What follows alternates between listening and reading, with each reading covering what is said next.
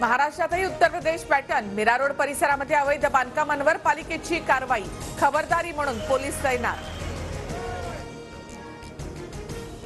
शिवसेना पळवणाऱ्या बालीचा राजकीय वध होणारच। नाशिकच्या मेळाव्यात ठाकरेंचा हल्लाबोल, तर राम कोण रावण कोण हे सर्वांना ठाऊक असल्याचं शिंदेंचं प्रत्युत्तर। मोदींची तुलना शिवरायांसोबत होऊ शकत नाही।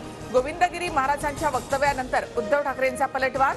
काहींकडून वारंवार इतिहास बदलण्याचा प्रयत्न झाल्याची पटोलेंची टीका। 3 दिवसांच्या उपवासानंतर शिवराय संन्यास घेण्याच्या विचारात होते। अयोध्येमध्ये गोविंदगिरींचं दुसरं विधान वादात। सहकाऱ्यांच्या समजुतीनंतर शिवरायांनी संन्यास घेण्याचा निर्णय बदलला असा दावा। राम एकवचनी होते, मात्र 70,000 कोटींचा घोटाळा करणाऱ्यांना तुरुंगात टाकण्याच्या वचनाचं काय झालं? सुषमा अंधारे यांचा देवेंद्र फडणवीसांना सवाल। भाजपमध्ये विष्णूचा 13वा अवतार, तुम्ही त्याची पूजा करा, आम्ही रामाची पूजा करणार। राऊतांची नाव न घेता मोदींवर टीका, तर हनुमानानं रावणाचा अहंकार मोडला तसा यांचाही अहंकार मोडा, राऊतांचं कार्यकर्त्यांना आवाहन।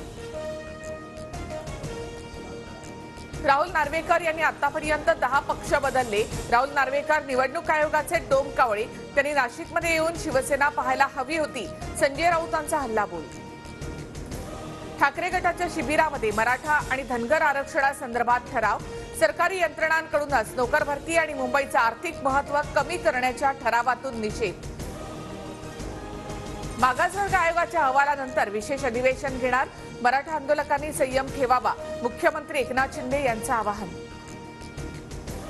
जरांगेंच्या मोर्चामुळे पुण्यामध्ये कोंडीची शक्यता, तर मराठा समाजासाठी गोळ्या झेलायला तयार, तसा प्रयोग झाला तर सरकारचा विषय कायमचा संपला, जरांगेंचा इशारा। प्राणप्रतिष्ठेनंतर अयोध्येमध्ये रामभक्तांची अलोट गर्दी, दिवसभरात 3 लाख भाविकांनी घेतलं दर्शन।